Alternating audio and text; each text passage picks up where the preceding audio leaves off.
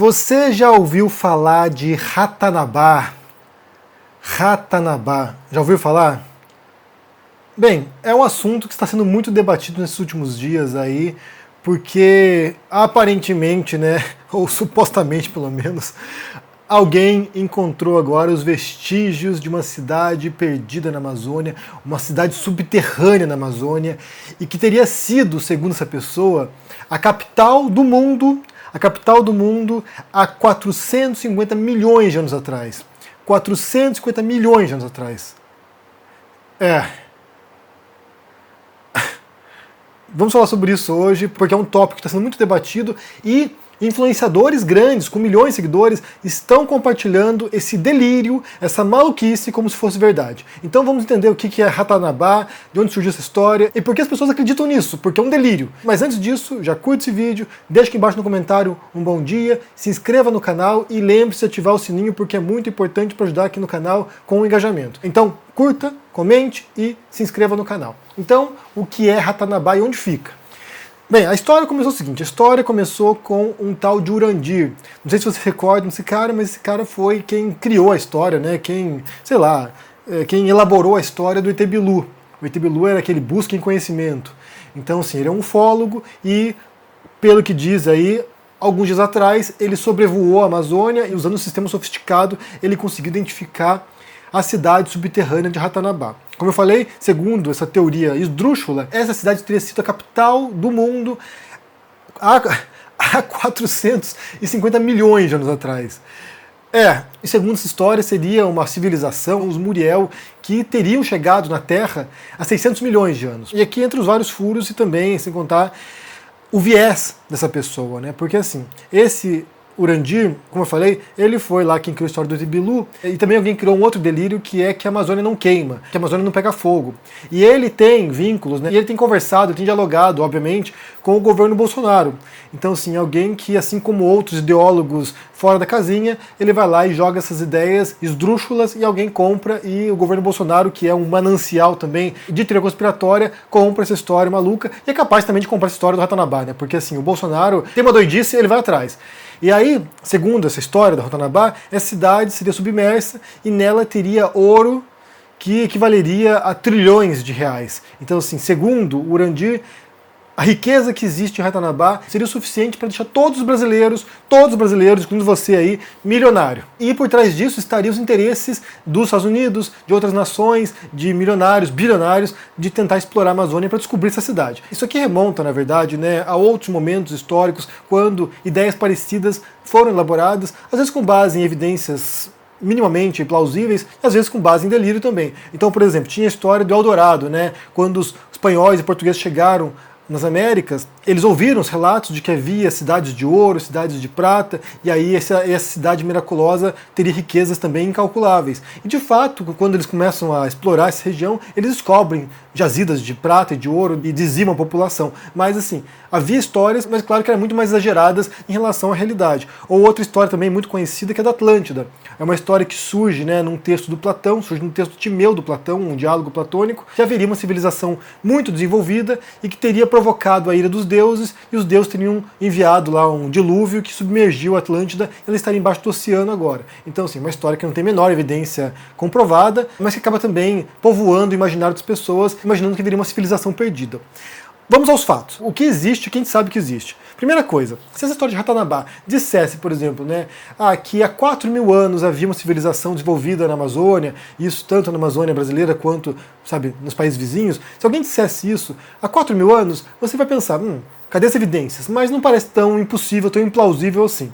Mas se alguém dissesse que há 40.000 anos existiu uma civilização nas Américas, isso já ficaria um pouco suspeito, porque assim, até onde se sabe, né, até onde mostram as evidências arqueológicas, as evidências disponíveis, os seres humanos chegaram nas Américas em torno de 16.000 anos atrás. Então assim, todos os registros que existem, todos os artefatos, todos os sinais de passagem dos seres humanos remontam a esse período. Então eles teriam passado pelo Estreito de Bering, teriam entrado da Rússia, né, pelo Alasca, quando havia glaciação, quando era a Era do Gelo, e descido e povoado as Américas do Norte até o Sul. E é claro que a gente sabe que existiram grandes civilizações nas Américas, tanto na América Central quanto na América do Sul, e foram muito desenvolvidas. Inclusive, em muitos aspectos, eram muito mais desenvolvidas do que os europeus. A vantagem europeia, a superioridade, entre aspas, europeia em relação aos povos americanos, isso quando há o contato, né, isso quando há a invasão dos europeus nas Américas, a vantagem tecnológica dos europeus eram três. Era o aço, era a pólvora e eram os germes. Então, assim, foi isso que eles usaram para dizimar populações inteiras de povos nativos americanos. Porque, de fato, em termos de conhecimento, em termos de civilização, em termos de estruturação, inclusive, social, em muitos sentidos, povos ameríndios eram bastante desenvolvidos, em alguns casos muito mais bem harmônicos e estruturados do que os povos europeus. Eu li recentemente o livro da Dunbar Ortiz, chamado Indigenous People's History of America, que seria a história dos povos indígenas dos Estados Unidos. Nesse livro ela conta que, embora não houvesse,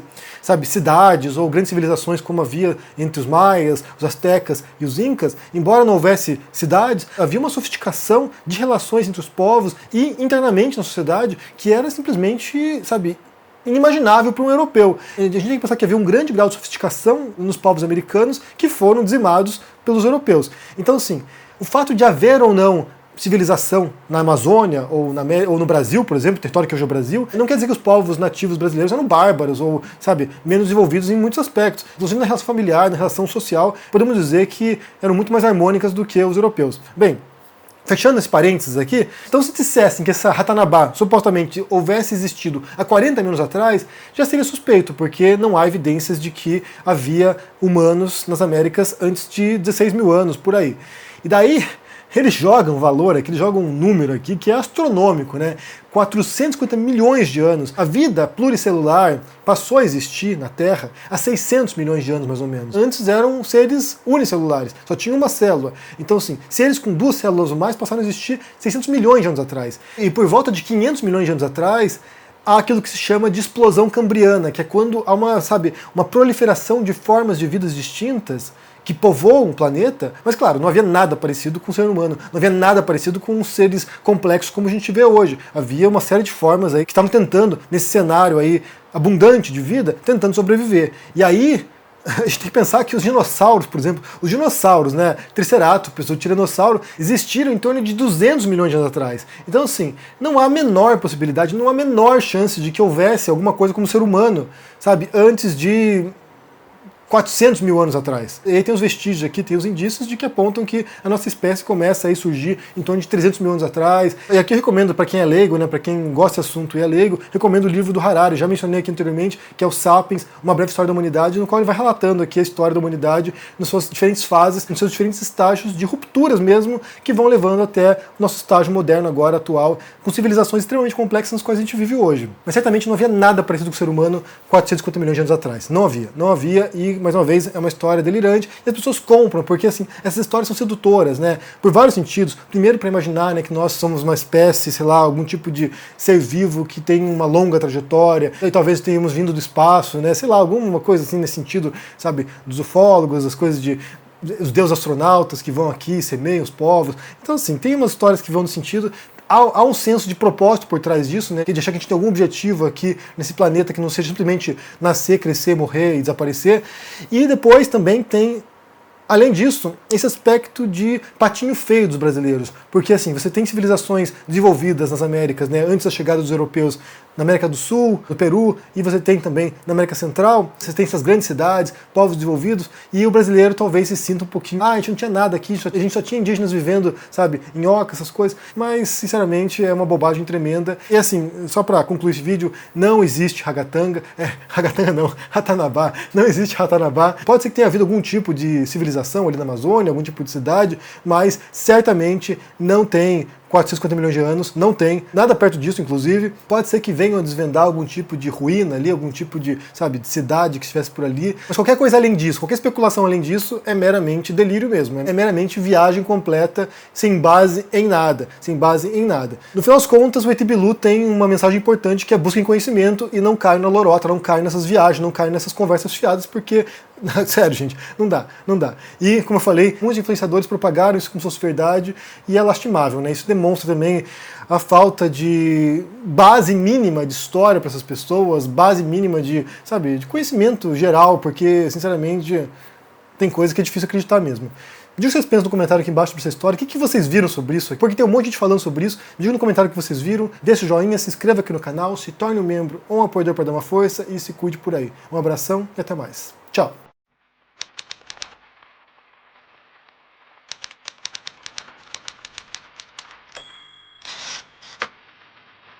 Muita gente está passando necessidade, fome, porque não tem dinheiro para comprar.